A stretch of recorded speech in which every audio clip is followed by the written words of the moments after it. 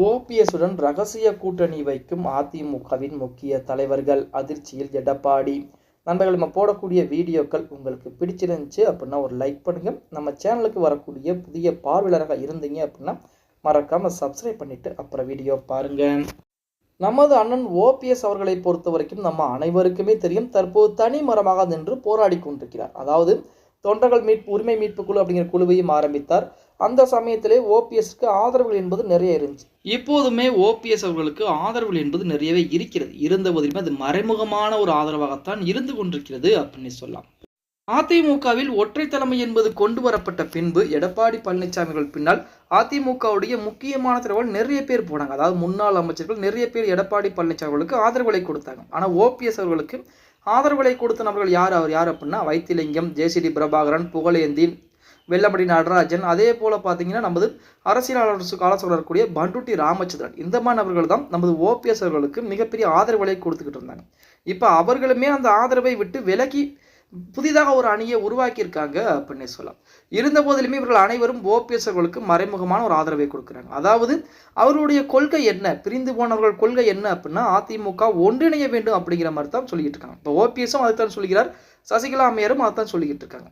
எடப்பாடி பழனிசாமி மட்டும்தான் அதிமுக ஒன்றிணையக்கூடாது அப்படிங்கிற மாதிரி சொல்லிக்கிட்டு இருக்கிறார்.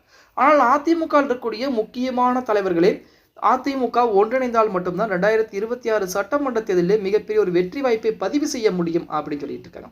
அதற்கு எடப்பாடி பழனிசாமி மறுப்புகளை தெரிவிச்சிட்டு இருக்காரு அப்படின்னு சொல்லலாம். அதாவது சமீபத்திலே கூட பார்த்தீங்கன்னா ஒரு 6 முன்னாள் அமைச்சர்கள் எடப்பாடி பழனிசாமியிடம் 2 கட்ட பேச்சுவார்த்தை நடத்தினாங்க. முதல் கட்ட பேச்சுவார்த்தை அதிமுகவில் சசிகலா, ஓபிஎஸ் உள்ளே கொண்டு வர வேண்டும், அவர்கள் மூவரும் உள்ளே கொண்டு வந்து விட்டு அதுக்கப்புறம் தலைமை யார் பேரில் இருக்குது முடிவு செய்திக்கலாம் அப்படின்றத மட்டும் தான் அதிமுக ஜெயிக்க முடியும் அப்படிங்கிற மாதிரி பேச்சுவார்த்தை நடத்தி பார்த்தாங்க. அதுவுமே தோல்வியில முடிஞ்சு. அடுத்தபடியாக பார்த்தீங்க அப்படின்னா 2ஆம் கட்டமாகவும் அதே தான் வலியுறுத்தி ஓபிஎஸ்ஐயாவது அதிமுக கொண்டு வர வேண்டும் அப்படின்னு சொல்லி பேச்சுவார்த்தை நடத்தி பார்த்தாங்க. அதுவுமே தோல்வியில் தான் முடிந்து விட்டது.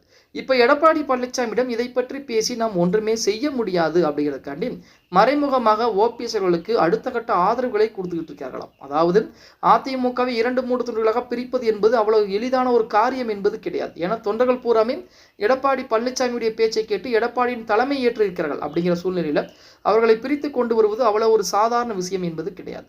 அதற்காகத்தான் இப்போ இருந்தே முற்றுப்புள்ளி என்பது வைக்க ஆரம்பிச்சிருக்கலாம். அதை மையப்படுத்தி தான் 2025ஆம் ஆண்டு பிப்ரவரி மாதத்திற்குள், அதாவது அடுத்த ஒரு 5 மாதத்திற்குள் அதிமுக ஒன்றிணைந்து விடும் அப்படிங்கிற மாதிரி வைத்திலிங்கம் கூட பேசிக்கிட்டு இருக்கிறார். இப்படிப்பட்ட சூழலில் அதிமுக இருக்கக்கூடிய முக்கியமான ஒரு 2 தலைவர்கள் பெயர் மட்டும் இன்று வரைக்கும் வெளியிடப்படலை. அந்த 2 முக்கியமான தலைவர்கள் பார்த்தீங்க அப்படின்னா ஓபிஎஸ் அவர்களுக்கு மறைமுகமாக ஆதரவுகளையும் அதிமுக நடக்கக்கூடிய விஷயங்களை மறைமுகமாக அவர்களிடம் சொல்லிக் கொண்டிருப்பதாக தகவலும் வெளியாகி கொண்டிருக்கிறது அப்படின்னு சொல்லலாம். பொறுத்து வந்து பார்க்கலாம். ஓகே காய்ஸ், வீடியோ பிடிச்சிருந்தா மறக்காம ஒரு லைக் பண்ணி விட்டுருங்க. அப்படி இந்த வீடியோ ஃப்ரெண்ட்ஸ் அண்ட் ஃபேமிலிக்கும் ஒரு ஷேர் பண்ண மறந்துடாதீங்க.